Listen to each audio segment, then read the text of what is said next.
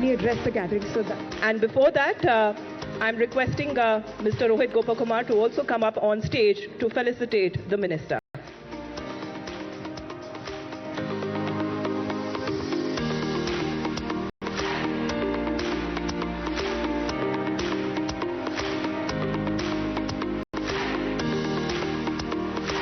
Big round of applause, ladies and gentlemen.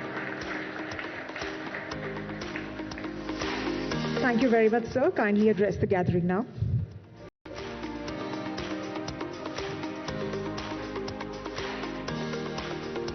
There are two sessions which are very difficult. One is the lunch session, post-lunch, and second is the first session in the morning. You guys had some coffee? All righty. Friends, I want to cover 4 items today. First is about the AI Summit. Second is about semiconductors. Third is about electronics manufacturing. And fourth is about railways. I'll begin with the AI Summit. As you all know, after UK, South Korea, France, India is now holding the AI Summit, hosting the AI Summit. And this is going to be the biggest AI summit ever held in the world. Already, all the industry leaders and heads of states, more than 20 heads of states and heads of government, have already confirmed. More than 100 plus global leaders are visiting us, joining this summit. And the summit's focus will be on impact of AI. As we all know, AI is basically bringing the 5th industrial revolution. And this industrial revolution is going to be much bigger than the past industrial revolutions, past changes in technology, past major transformations which have happened in the past. And the pace of transformation is also going to be very fast. So we must get prepared for this change. We must prepare our industries for this change. We must prepare our students for this. We must prepare our society for this. And that is why we are working on all the 5 layers of the AI stack. Our focus, our strength has conventionally been in providing the IT services. Now, we have to now convert this strength into providing AI-based services. Our IT industry, over the last 1.5 to 2 years, has meticulously worked on this changing business model. They have created, they have invested in their reskilling their workforce and creating new tools by which they can now provide AI services. So the way it will work, as I understand from the IT industry, is basically the organizations who are looking for AI-based services, they need people who understand AI, who understand the organization. So that gap between understanding technology and understanding the organization is going to be filled by our IT industry. So I just wanted to share with you how the industry is preparing itself for this huge new wave of innovation, that huge new transformative wave which is coming. The second layer is the model layer. And in the AI Summit, we'll be launching our bouquet of sovereign models. If you would have followed some of these models which have been tested and the test results, on so many parameters, the models are better than OpenAI and Gemini Pro and DeepSeek on so many different parameters. And that's giving us the confidence that we can develop models on very frugal, innovative setups, resources, with very few resources. And those models, because of the innovation which has been there in those models, they can actually they can be world-beating models. Mostly during the AI summit, our Honorable Prime Minister Shri Narendra Modi ji will be launching some of those models. The chip layer is where we have made very good progress, and as we know, there is no AI without semiconductors. Our teams today have done phenomenally well on semiconductor journey. We have had very good results. Our design efforts have today brought us to a totally new level, and many of the startups and many teams which are working on creating new solutions will bear fruits in the coming couple of years. We should be in a very different situation from what we are today. On the infra layer, already we have $90 billion worth investment committed, and mostly in the coming months, this investment level is likely to go above $200 billion. From everything that we know from the industry, this investment will practically go beyond $200 billion. I invite all of you to join the AI Summit, be a part of this journey, contribute to it, and we believe that there will be three major takeaways from this AI Summit. First is, how do we make sure that our people, our society, our students, our industries, they get the benefit of this new technology. AI diffusion will bring the return on investment which is needed for long-term growth of the industry, for bringing the productivity. Those productivity gains, those ROI gains will come from diffusion. And that's why, as we all know, AI models are open source models are today available in hundreds of thousands. How do we use the models? How do we create those solutions which are real life solutions which bring a change in the society, bring a change in the economy, bring a change in the industry?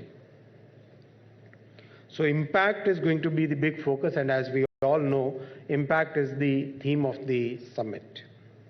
Second is about sovereign models, and how do we make sure that our data is protected? How do we make sure that our biggest wealth is clearly protected?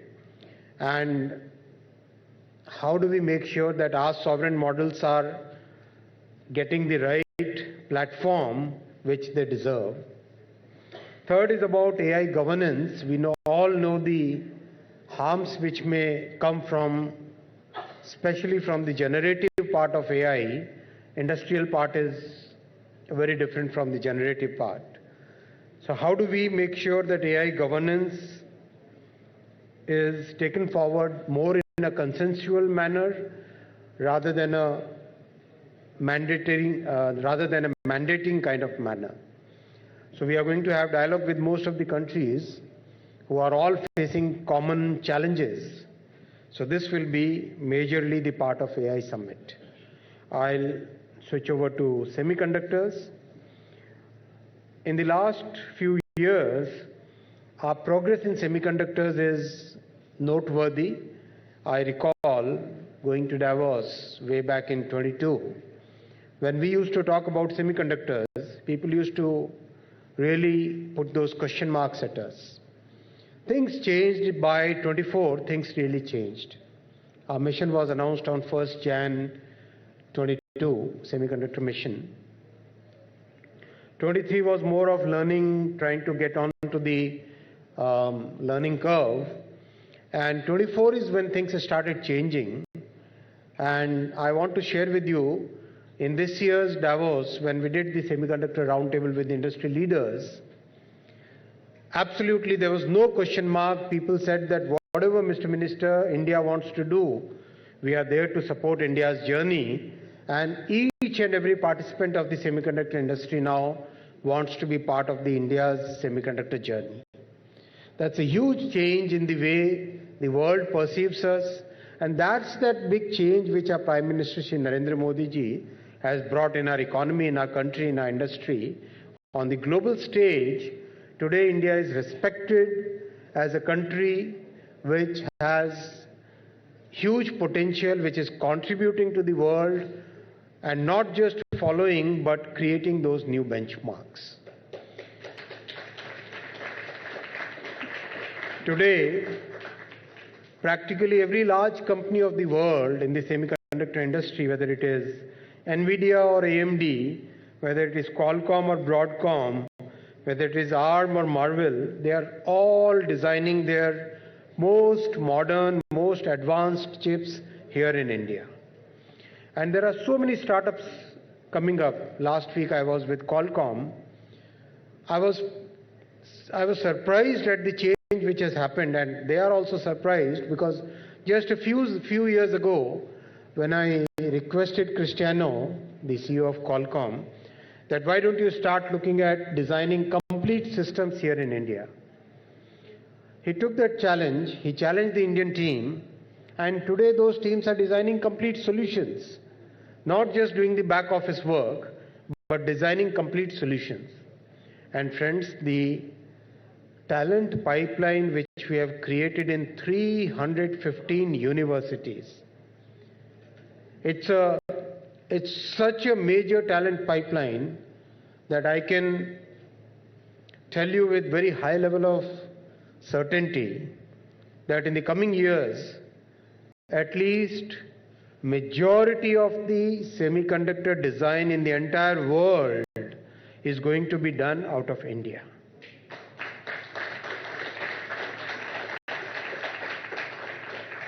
We have trained more than, by now we have trained more than about 70,000 engineers in designing chips.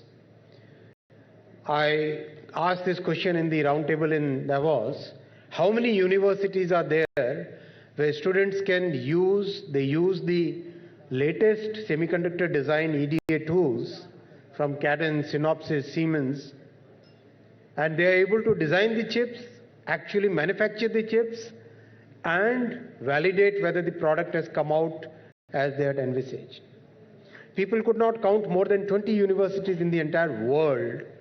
We have 315 universities, way from faraway places, from Assam, from Jharkhand, from Odisha, from Kerala, from Tamil Nadu, from Jammu, where students are actually designing chips, and those chips are now manufactured in SCL Mohali and tested and validated.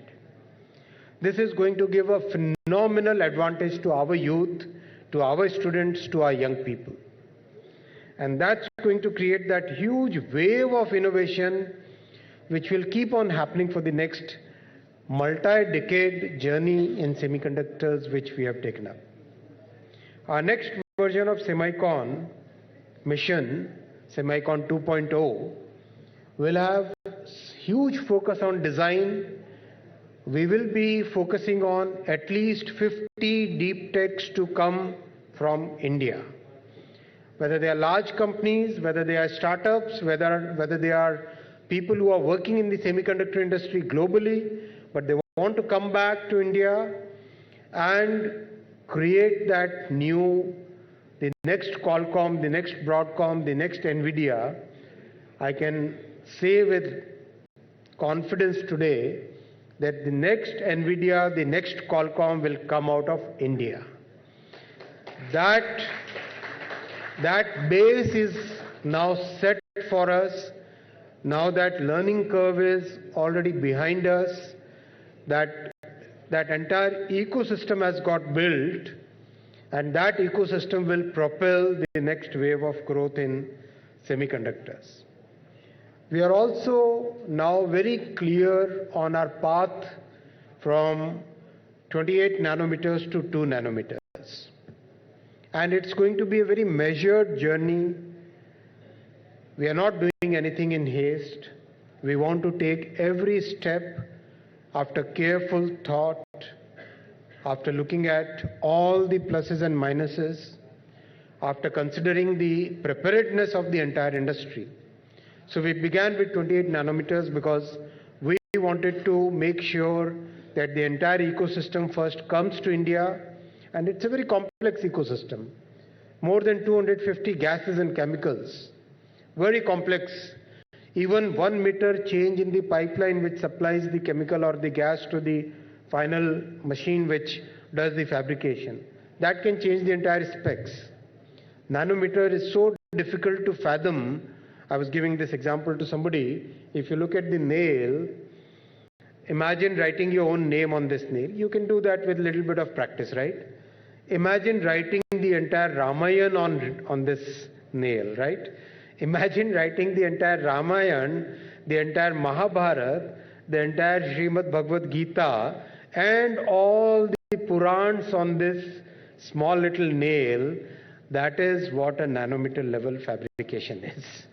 So it's really, really complex. It's very, very, very complex. It's at atomic level. It's that the entire plasma, it's basically plasma which does the etching. It's very, very complex. To get that complexity to work in India, we must take every step with a lot of careful thought. So that initial grunt work, that initial hard work, that initial work which is required to get the industry in India is now done. Very happy to share with you within next few weeks. Out of the 10 plants that we have approved, 10 semiconductor manufacturing units that we have approved as a part of the Semiconductor 1.0 mission, first one is going to start the commercial production in the coming few days. Our Honorable Prime Minister will be flagging off that first commercially produced semiconductor chip from the first plant very soon. Stay tuned for that. And that's going to be a big jump because since 1962, our country has been dreaming of this industry, and I don't want to get into a blame game, but recently the leader of opposition was questioning India's data strategy. I would like to ask him a few questions. Does he know that our entire IT industry is built on free flow of data? The entire world's data is brought to India to do the processing here and do the operations of the companies, global banks, global insurance giants, global retail, global logistics. That entire data comes to India, gets processed here, and does he know that that is the foundation of our IT industry? He is wanting to shut down every movement of data. Does he even understand that that will be kind of so detrimental for our IT industry, which is based on getting the data from the entire world?